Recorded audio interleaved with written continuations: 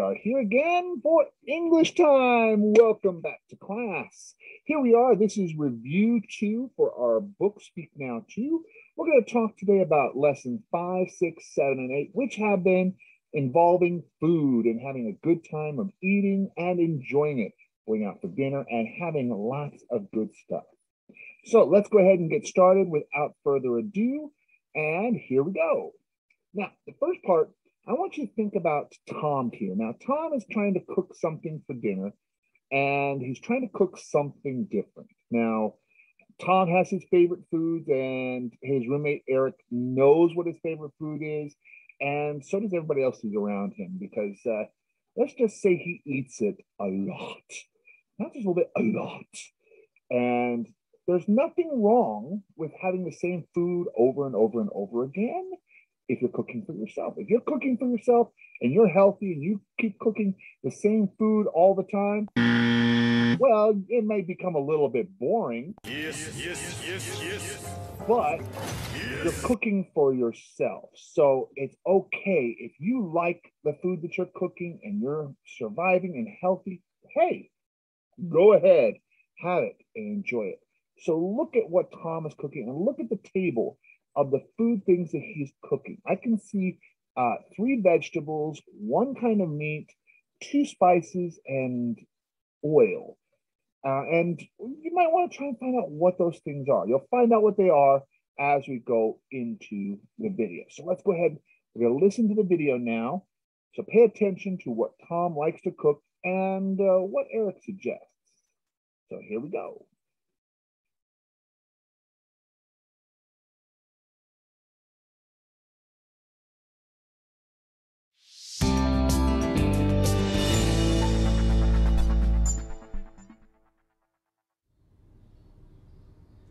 What time are Casey, Jill, and Maria coming over for dinner? 7. We have plenty of time. What should we make? Pasta! Tom? I love your pasta, but... I love it too. I could have it every single day. Exactly my point. We do have it every day. We should try something different. Let me see. Have you tried Indian food? No, I haven't. What about Japanese food? Nope. What have you tried? Pasta! Okay, never mind. Casey likes fish. So do Jill and Maria. Let's make a simple fish dish. Okay.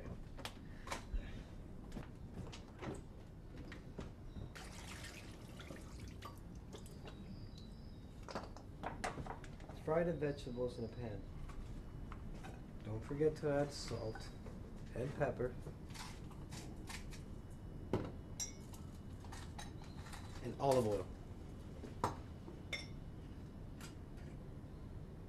Don't pour too much olive oil, just a little.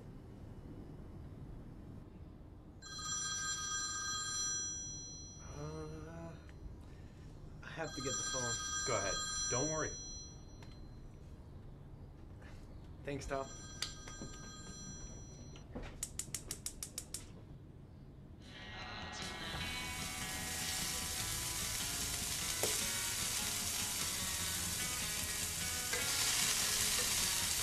Oh no, the fish!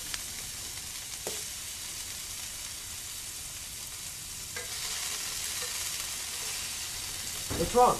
I'm sorry.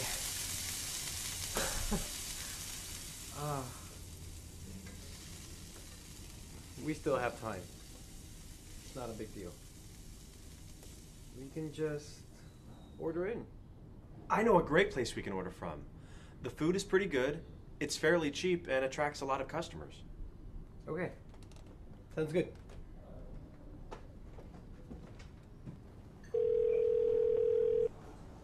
Hello? Hello, can I place a delivery order? Sure, what would you like? I would like your... Tom? Yes. Roberto? Yes, how are you? Great. What can I get you? Is it the usual? Yes, but for 5 people. Sure thing. 5 of our special house pastas. Sounds delicious. And can you put extra tomato sauce and cheese in one? Anything for you, Tom. Thank you. Have a good night. What? Pasta? You said something different. And it's not my pasta, so it's different, right?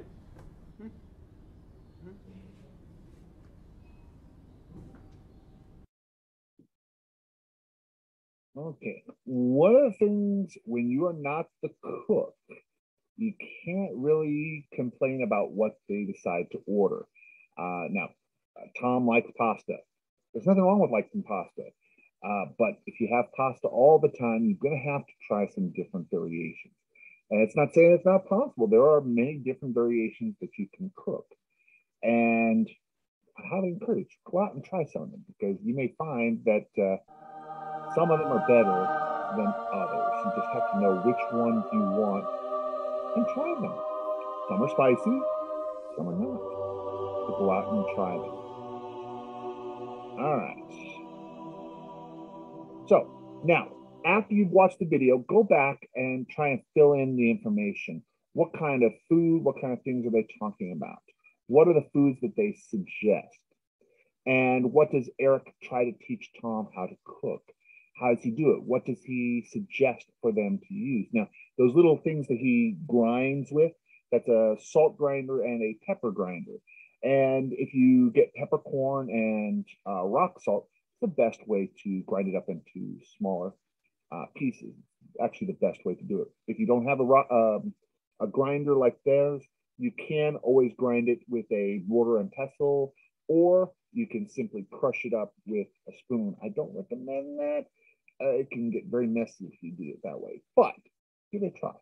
And then see what happens. See what Tom orders and what Eric says at the end of his little cooking time. Now, I want you to think about you as a good cook. Now, I had mentioned that we're going to try to do a cooking lesson, a food lesson with class. I'm going to stall on that one. I'm going to delay the food class because of COVID-19. I know I really want to do this food class, but I've had a couple of students who've talked about it and said, you know what, I really don't feel comfortable with this. I'm going to bow to the wishes. We're going to delay our food outing, maybe until closer to the finals after more people have had their COVID-19 shots. But I want you to think about the things that you would like to cook. Are you a good cook? What do you cook? What kind of dishes do you cook? I recommended in the lesson previously that you should learn to cook about 5 different dishes, a couple of main dishes, a couple side dishes, and maybe a soup, so that you have something that you can offer to people who come over to your place. Also talk about what restaurants you like to go to. What kind of foods do you like to go to? Do you like to go to expensive restaurants? Do you like to go to inexpensive restaurants? Here in Xinjiang, one of my favorite restaurants, my wife and I both love it, is Mapo Gaudi. We've been to that restaurant many times and during our marriage. And since I've lived here for, really 15 years, I've probably been to that restaurant more than any other restaurant in the area. I love their food. I love the side dishes. And the good thing is, in all the time that we've been going there, the food has never changed in quality. And that's the sign of a good restaurant. A lot of places you go to, the food will start off great. Then a year or two later, it's not quite as good as it was when it first opened. And then this isn't the way it was when it was originally opened. So find the restaurants that taste good and always taste good. So we had in the 4 units, we talked about Unit 5, we talked about different foods from different countries. We talked about using the adjectives and how you make the adjective form from the noun. You can add an N, you can add "-es", or you can add "ish" to the end of most words.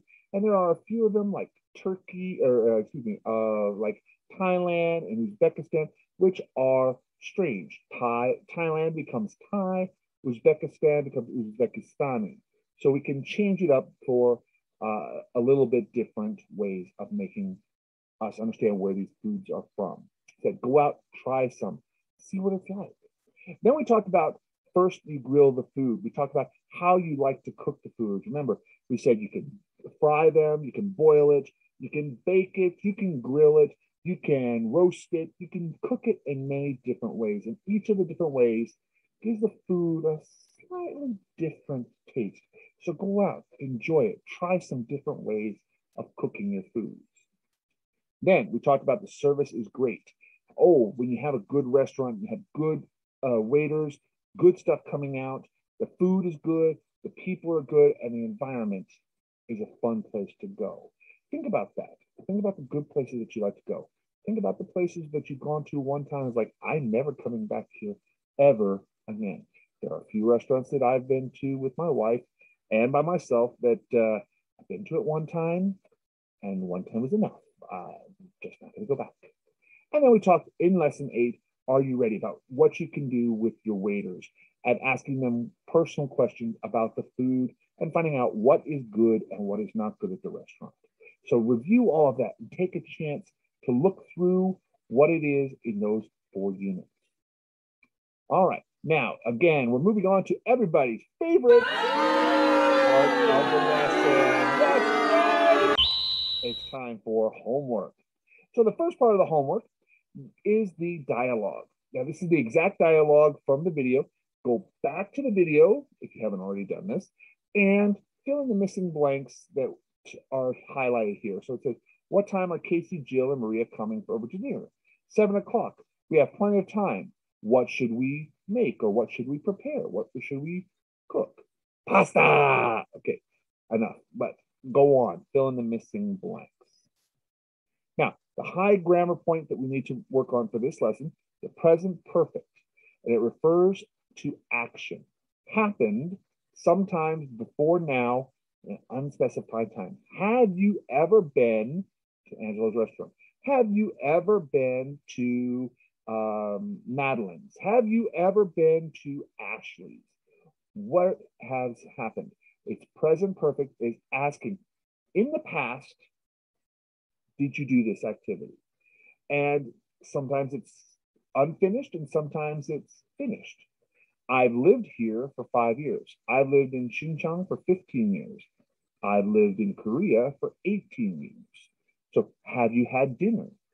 Asking the questions, setting up the conditionals, using adverbs, ever, never, already, yet, and just. Now, remember when you're using adverbs, you might add conditionals to them. Conditionals are where you add almost or not quite, especially not here with these adverbs, but when you get to adverbs like always and never, almost always and almost never. That helps it make it better. Gives you a little wiggle room from always. The present perfect is formed by a verb plus the past participle. Past participle is the third form of the verb. You have the present tense of the verb, you have usually the past tense of the verb, and then you have the third, the present participle form. So have, had, had. Or if you're talking food, I eat my lunch today. I ate my lunch yesterday. I have eaten lunch before. We're using the third form of the verb. And there are many irregular past participles. Be, been, choose, chosen, come, eat, eaten, gone, go, gone, speak, spoken, make, made, have, had, take, and taken. Be sure to go through these words. Remember them as best you can because you will need them. Then, pick up some sentences here. We have been to a new Vietnamese restaurant many times. Leon has never been and never had Brazilian food. Poor Leon. Brazilian food is amazing. Never having had it? He doesn't know what he's missing. And if you live in Pyeongtaek, there are 2 very good Brazilian restaurants in Pyeongtaek. All right. Now, finish off these with the past, the present perfect tense with the negative. Jada has not learned to cook yet. Why not? Is she under 15? Is she still young? Why has she not learned how to cook? Wait a minute. I know there are probably some of you out there who are watching this video who are saying, oh, well, I haven't learned how to cook yet. Well, guess what? It's never too late to learn how to cook. You can still go out, learn to cook before you graduate, because you should know how to cook at least a few dishes. Even if they're just simple, learning how to cook eggs, ramen, and sandwiches. You know how to make food, you can survive. All right, ladies and gentlemen, that is going to do it for this review. The review for this lesson was very short. And the reason is this week we have 3 other videos. So I want to make sure to make the videos as short as possible so that you can watch them at home. I hope you're having a good time. I hope you're having fun. And until the next video, I will see you later. Have a great time. Bye-bye.